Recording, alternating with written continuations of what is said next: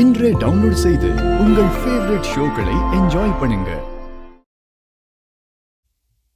இந்தாங்க மேடம் உங்க பத்திரம். நீங்க ஒரு தடவை செக் பண்ணி பாத்துங்க மேடம். உங்க சின்ன மாப்பிள்ளையால தான் இன்னைக்கு உங்க சொத்தெல்லாம் பறிப்போகாமே தப்பிச்சிருக்கு. அவரு உங்களோட இருக்கிற வரைக்கும் நீங்க எதுக்கும் பயப்பட தேவையில்லை. நான் கிளம்புறேன் மேடம்.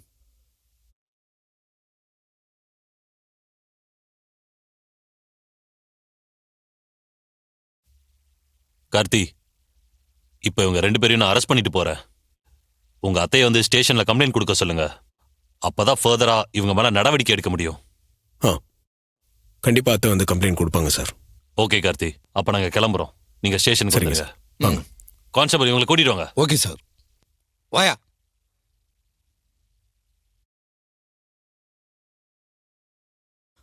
அத்தை, நாங்க போய் நகையை கொடுத்து வந்துடுறோம். போலாம்ப்பா.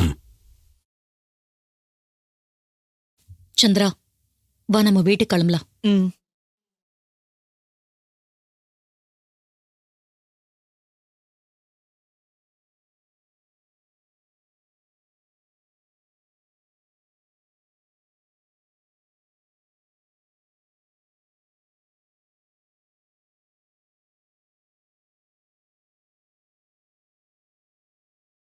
அம்மா, நான் சொல்லி காட்டுறேன்னு நினைக்காதீங்க.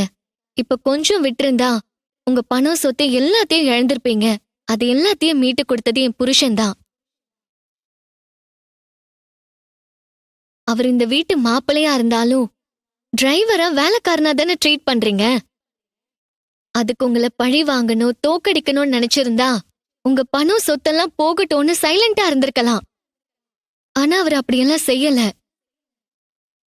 நீங்க மோசமா நடந்துக்கிறதெல்லாம் பொறுத்துக்கிட்டு நல்லதானே செஞ்சிருக்காரு. இப்பவாச்சும் நீங்க அவரோட நல்ல மனசை புரிஞ்சுக்கோங்க. ஏய், அவன்கிட்ட நாங்க ஒண்ணும் எங்களை காப்பாத்துங்கன்னு கெஞ்சிட்டு போய் நிக்கல. என் அக்கா சொத்தையெல்லாம் வித்தாவது ஊர் ஜனங்களுக்கு செட்டில் பண்ணணும்னு நினைச்சா.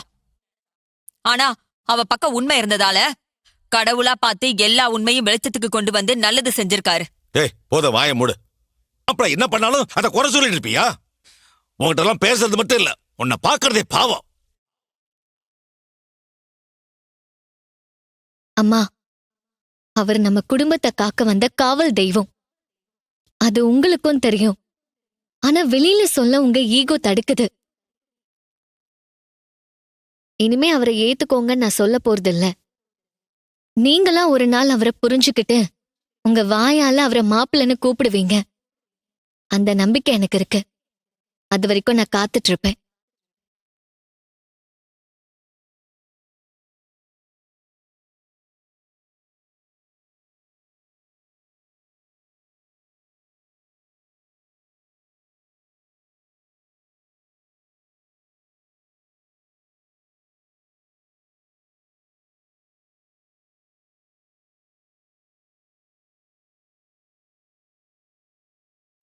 வீட்ல ஒருத்தனையும் காணோம். என்னையா யாருமே காணா?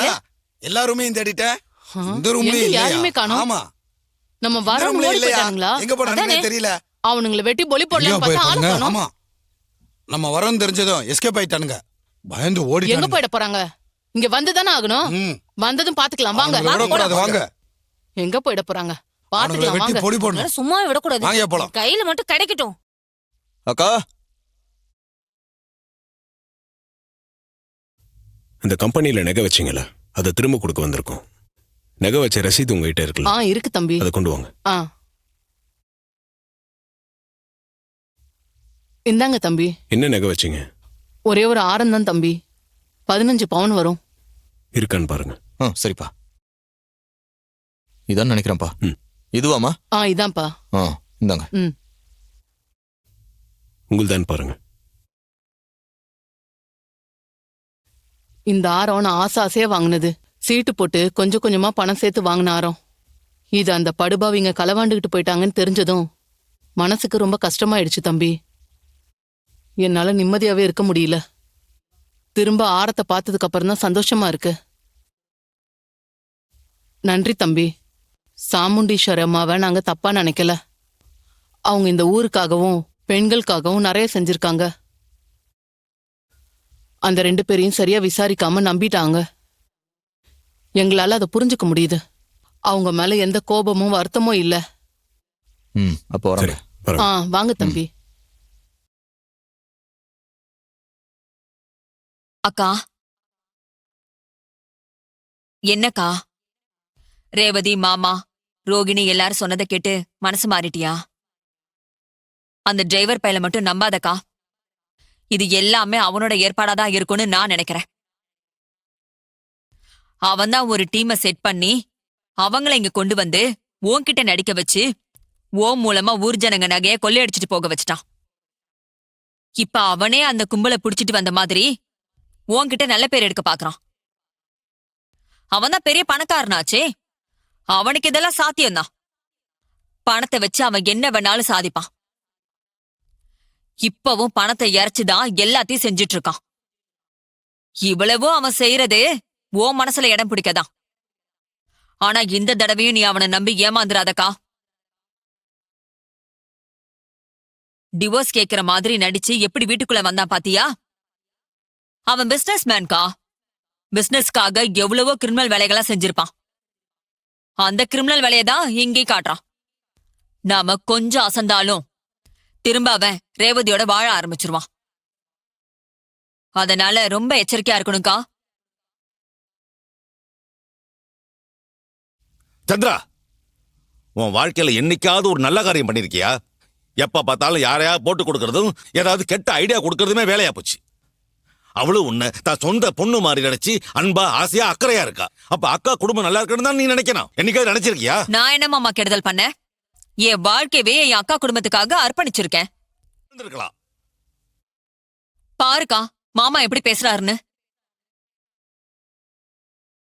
உனக்காக வாழ்ற தியாக வாழ்க்கைய ஒரு நிமிஷத்துல கொச்சப்படுத்திட்டாரு. இவரு மட்டும் இல்ல, இந்த குடும்பமே எனக்கு எதிராதான் இருக்கு. நீ ஒருத்தி தான்க்கா எனக்கு ஆதரவா இருக்க. நம்ம 2 பேரும் ஒரே ரத்தம். அதனாலதான் உன்னால என்ன புரிஞ்சுக்க முடியுது. உனக்காக தான்க்கா நான் இந்த வீட்லயே இருக்கேன். எனக்கு அது போதும்க்கா.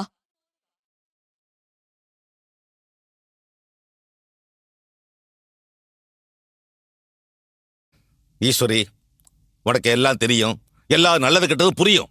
ஆனா உன் தங்கச்சி விஷயத்துல மட்டும் நீ இன்னும் ஏமாளியாவே இருக்க. எப்பத்தா முழிச்சுக்க போறியோ தெரியல. அந்த கடவுள் தான் உன்னை காப்பாத்தணும். சகல ஒரு வழியா அவங்கவுங்க நகை எல்லார்கிட்டையும் ஒப்படைச்சாச்சுப்பா. இப்படியா அத்தையை இதுலேருந்து காப்பாத்தியாச்சு. அது போதுங்க.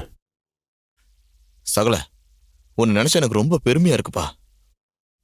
அத்தை உன்னை நடத்துற விதத்துல பார்க்கும்போது எனக்கே ரொம்ப காண்டாகுதுப்பா. ஆனா நீ என்னடானா இவ்வளவு பொறுமையா எல்லாத்தையும் ஹேண்டில் பண்ற. இந்த பிரச்சனைக்கெல்லாம் அந்த அம்மாவை அம்போன்னு நானா இருந்தா விட்டுட்டு போயிருப்பேன். ஆனா நீ இருந்து எல்லாத்தையும் சமாளிச்சு அந்த அம்மாவுக்கு நல்லதுதான் செய்யற. ஆனா அந்த அம்மா தான்ப்பா உன்னை புரிஞ்சுக்கவே மாட்டேன்றாங்களே. உன்ன மாதிரி பொறுமை சகிப்புத்தன்மைலாம் வேற யாருக்கும் வராதுப்பா. சத்தியமா எனக்கு வராது. அவங்க தப்பே செஞ்சாலும் நான் எப்படிங்க அவங்கள விட்டு கொடுக்க முடியும்? அவங்களுக்கு ஒரு பிரச்சனைனா அது உங்க எல்லாரையும் தாங்க பாதிக்கும். உங்க எல்லாரையும் நான் எப்படிங்க விட்டு கொடுப்பேன்? இது ஏன் குடும்பங்க. உண்மையிலே நீ கிரேட்பா. உன் நல்ல மனசுக்கு எல்லாமே நல்லபடியா நடக்கும். கவலைப்படாத.